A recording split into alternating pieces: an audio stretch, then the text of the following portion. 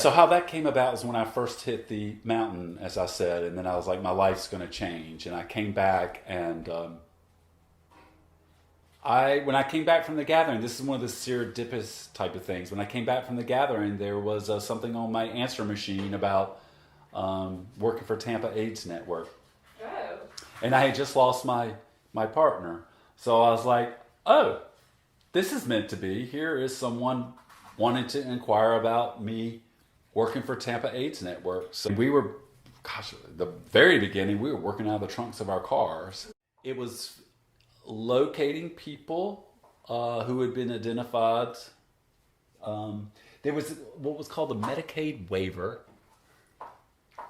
And it was basically, they were saying, if we could keep people who are dying of AIDS out of nursing homes and provide services in their home, it would be a lot cheaper for the state. So it was called a Medicaid waiver.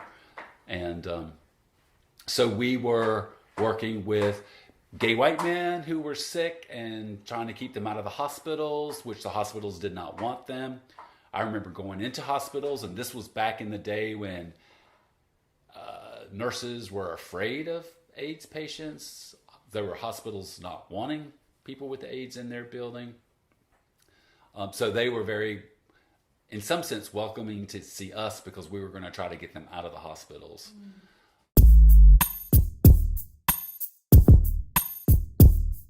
We built up this little service arena for people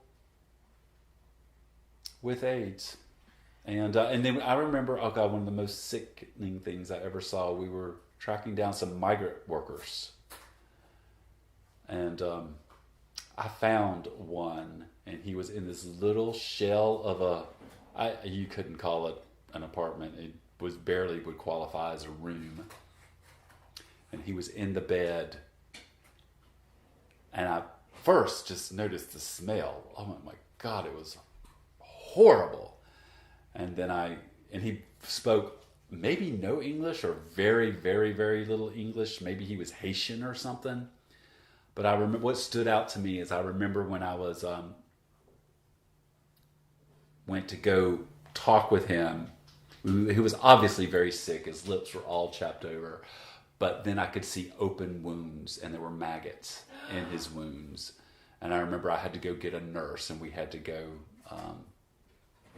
I don't think he lived much longer at all, but we were going into, that was probably the most profound, but we were definitely going into some profound situations trying to get people with care, because people were, number one, there was a lot of shame. Mm-hmm. This guy certainly was, I mean, who knows what really went on in his life, but he was certainly identified straight, he was straight and black, a migrant worker.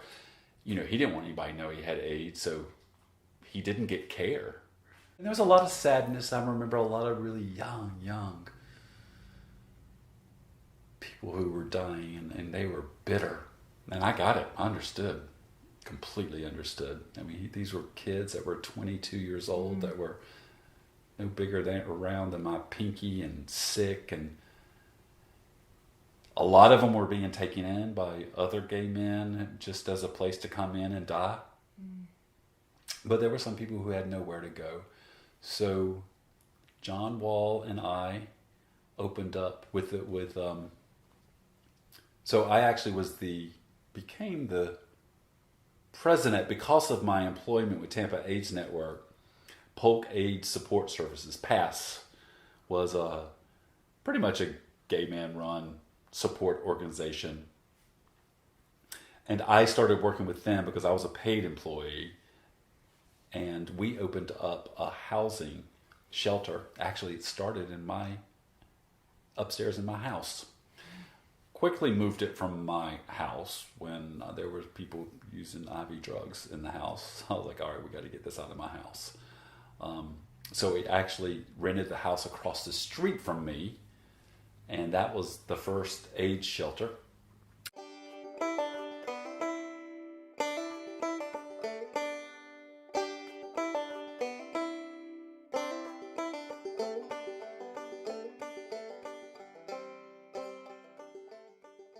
That we could impact people on the street with AIDS, and they gave it to us.